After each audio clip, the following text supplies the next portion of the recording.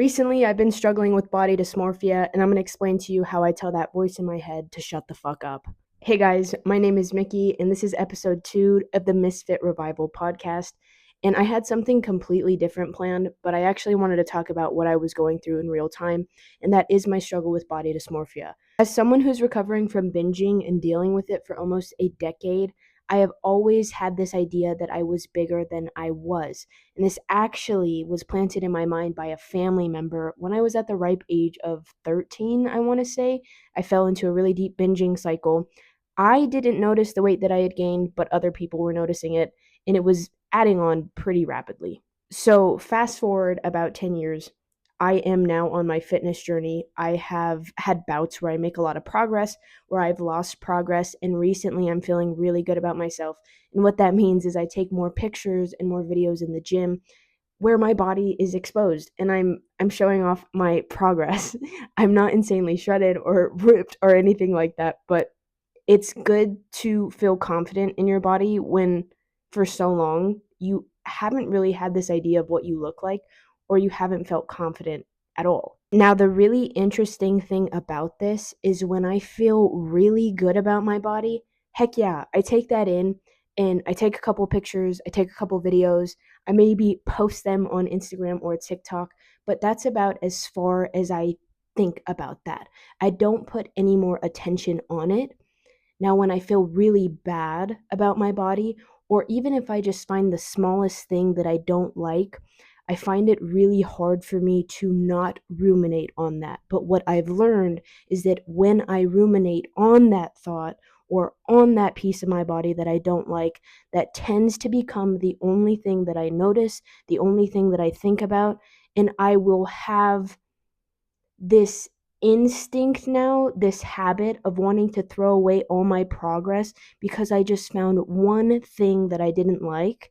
And it was almost like my confidence and my happiness and my progress was non existent. It was never there.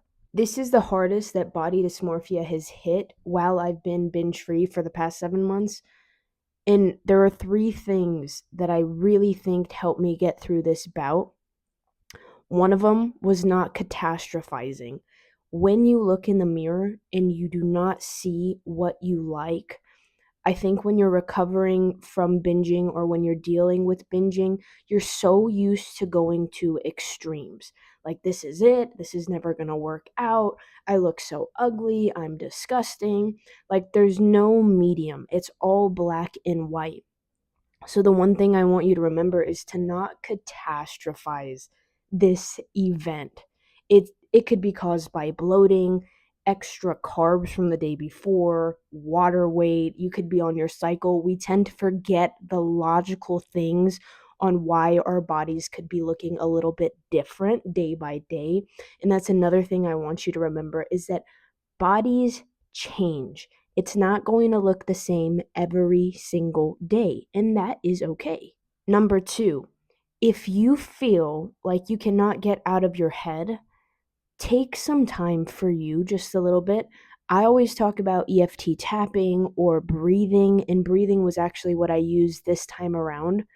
But get your nervous system back to a calm center because, like I said, it tends to spike up because we panic. So take a walk, do some breathing. I always talk about box breathing, and then, of course, the EFT tapping or journaling or singing, whatever floats your boat.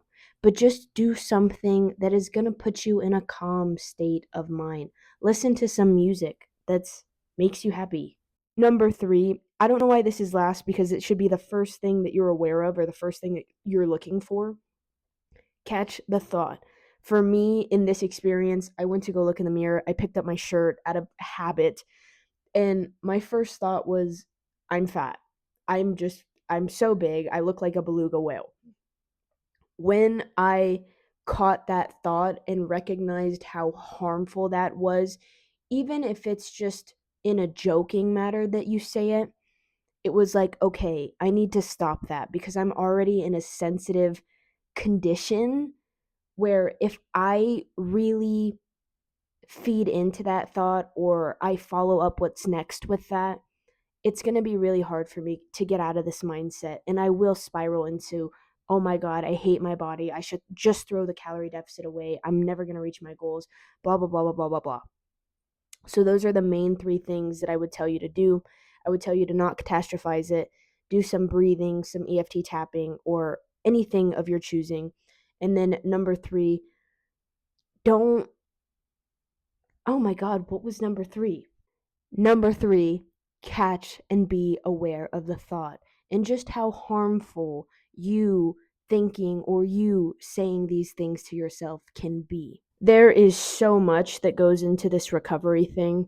So I think it's really important to remind yourself that you are not perfect and you are going to struggle, you are going to fail, you are going to have urges, you're going to deal with food noise, you're going to deal with body dysmorphia.